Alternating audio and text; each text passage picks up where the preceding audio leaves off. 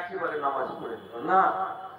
নামাজকে নামাজের টাইমে পড়বেন, কাপড় তো আছে আপনাকে, পানিতে তো আছে, চট করে আপনি শুরু করতেন নামাজ পড়ে নেন, আবার শুরু করেন। দেখছি কিছু লোক আমাদের এরিয়াতে কাজ করছে, আবার নামাজও পড়ছে, আলহামদুলিল্লাহ। তো ইমামের যে দায়িত্ব, তার পাশাপাশি এই যে সাধারণ মানুষের, পাবলিকের, মুক্তাদিদের যে অধিকার, আল্লাহ রাসূল কাউকে কম করলেন না।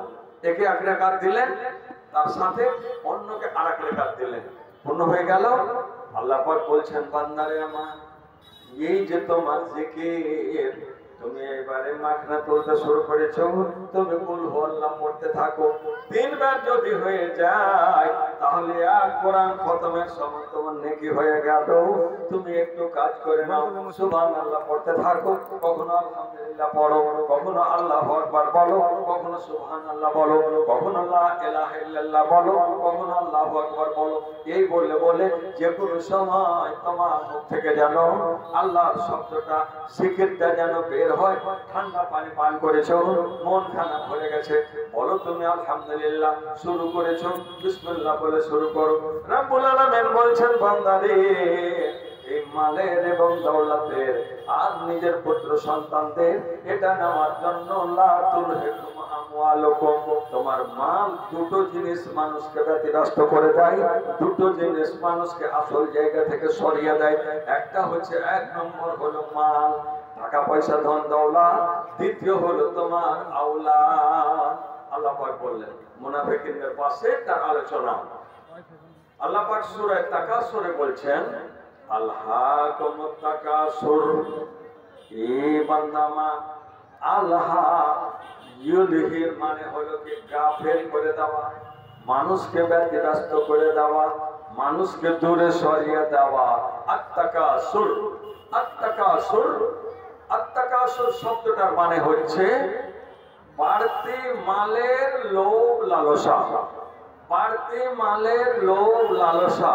আল্লাহ বলছেন, আলহাকুমুত তাকাসুর, এ বান্দামার, তোমাকে ব্যতিব্যস্ত করে দিয়েছে আত-তাকাসুর, মাল বেশি নেওয়ার জন্য, মাল বেশি জমা করার জন্য, মাল তোমার পুঁজি বেশি বৃদ্ধি করে নেওয়ার জন্য। রব্বুল আলামিন বলছেন, বান্দারে, তুমি কোনখানে গেছো? হাত্তা যুরতুমুল মাকাবির, এ বান্দামা, তোমার আমি দেখলাম তুমি শুরু থেকে শুরু করেছো এমন পর্যন্ত কি তুমি কবর পর্যন্ত, তোমার লাশ যাওয়ার আগে পর্যন্ত, এ বান্দামা, তুমি এটাতে লেগে থাকলে, ব্যতিব্যস্ত থাকলে, কিন্তু তুমি আমাকে স্মরণ করলে না। এটাই হচ্ছে তোমার খারাপ। এজন্য সূরা মুনাফিকুনে রব্বুল আলামিন বললেন, বান্দা, এই দুটো জিনিস তোমার বাড়তি জিনিস নেওয়ার জন্য তোমাকে যেন ব্যতিব্যস্ত না করে দেয়। মুনাফিকরা যাবে জাহান্নামে, তোমাকে আমি জাহান্নাম থেকে বাঁচিয়ে নেব, তোমাকে আমি জান্নাত দেব। তোমাকে সতর্ক করছে, তুমি সতর্ক হয়ে যাও, দুটো জিনিস তোমাকে ব্যতিব্যস্ত যেন না করে দেয়। আল্লাহর সামনে আওলাদ, যে আওলাদকে মানুষ করলেন, এই আওলাদ কি করছে? আমাকে মারবেন না, যে কিছু মনে ধরলে পাড়ায় ভেটে আমাকে বলে নেবেন, দুঃখ থাকলে, কিন্তু দিনের কথা তো বলতে হবে। হ্যাঁ, আওলাদকে খুব ভালোবাসা দিয়ে, আপনার 4টা, আমার 4টা ছেলে, 4টা মেয়ে, 4 ছেলের মধ্যে কোনো এক ছেলে এমন করে আপনাকে পাগল বানিয়েছে, এমন করে লোভ লালসায় ফেলেছে। আপনি হাজী সাহেব মানুষ, মাস্টার মশাই মানুষ, একটা আল্লাহ ভীরু মানুষ, মৌলভী সাহেব মানুষ পর্যন্ত, এই ছেলের দিকে হয়ে আপনি জমি রেজিস্ট্রি করে দিলেন একে, আর ওইগুলো সব থেকে গেল। এ তো মজা মারলো, জমি রেজিস্ট্রি আপনার, কাউকে কম বয়সে দেওয়ার বন্ধু অধিকার নেই। এর জন্য আপনি অযথা জাহান্নাম কিনে নিলেন। আর এই সন্তানের জন্য আপনি কি না করেছেন, সেই দিন বলবেন, এ পরবর্তীকার কি তোমার খেলা রে দয়া, কি তোমার খেলা, কি তোমার খেলা। ডুবা কাউরে ভাষা, কাউরে ডুবা কাউরে ভাষা, কাউরে লাগাও ভেলা, একে তোমার খেলারে দয়া, একই তোমার খেলা। সেদিনকে বন্ধুরে কত টুকরে টুকরে কাঁদবেন। এ বন্ধু আমার, আমি একজন গুনাহগার, আপনার এলাকার খাদেম, আমার কাছে অনেকে ফোন করছে, মাওলানা জীবনটাকে বরবাদ করে দিলাম। কেন কি হয়েছে বাবা? বলছে মাওলানা আর বলবেন না, আমার মুখে আমার জমিগুলোকে রেজিস্ট্রি করে নিল, যতটা পেত তার চাইতে বেশি নিয়ে নিল, আমার সত্যি চলে না। আমার বললাম কেন আপনি এরকমের বিভ্রান্তিতে পড়ে গেলেন, শেষ জীবনে নিজের জীবনটাকে নষ্ট কেন করলেন? বাপুরে আমার, সেই দিন আপনি পস্তাবেন, কিন্তু বন্ধুদের ঘুরে আসবে না, ফিরে আর আসবে না। সুবহানাল্লাহ, আর ফিরে আসবে না। আল্লাহ পাক বলেছেন, বান্দারে তোর কেমন কাজ তুমি করলে, বাড়তে কাকে দেওয়ার জন্য, কাউকে বন্ধু তাকে ভালোবাসা দেওয়ার জন্য, কাউকে ধনী বানার জন্য, আর একজন তোমার জন্য বদদুয়া করবে, হে আল্লাহ আমার ওই ভাই, আমার বাবা আমার উপরে জুলুম করেছে, রব্বুল আলামিন তুমি বিচার করে দাও।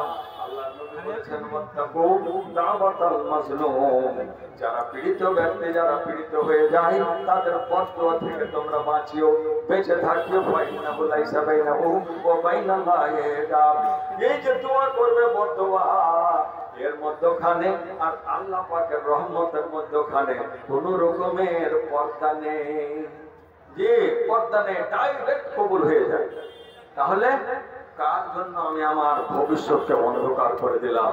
রব্বুল আলামিন বললেন, বান্দা দেখ, বান্দা দেখ, লা তুলহিকুম আমওয়ালুকুম ওয়ালা আওলাদুকুম আন যিকরিল্লাহ।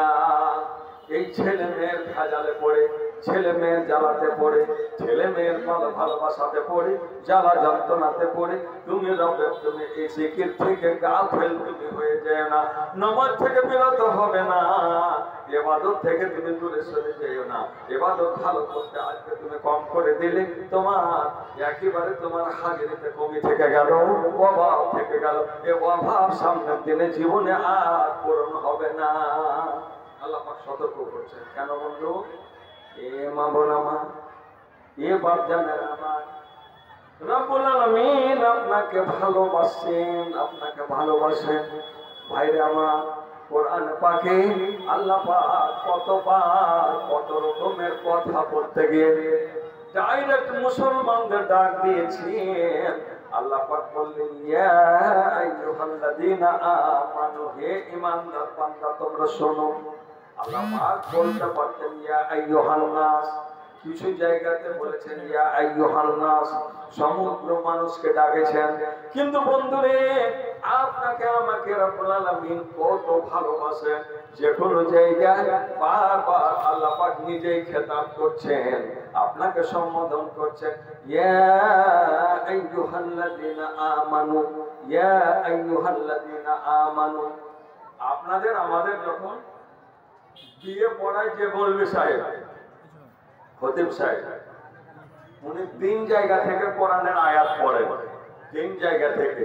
তার মধ্যে 2 জায়গাতে ডাক আছে ইয়া আইয়ুহাল্লাযীনা আমানু, এক জায়গাতে আছে ইয়া আইয়ুহান নাস ইত্তাকু, কিন্তু 3 জায়গাতে আছে ইত্তাকু, তোমরা ভয় করো।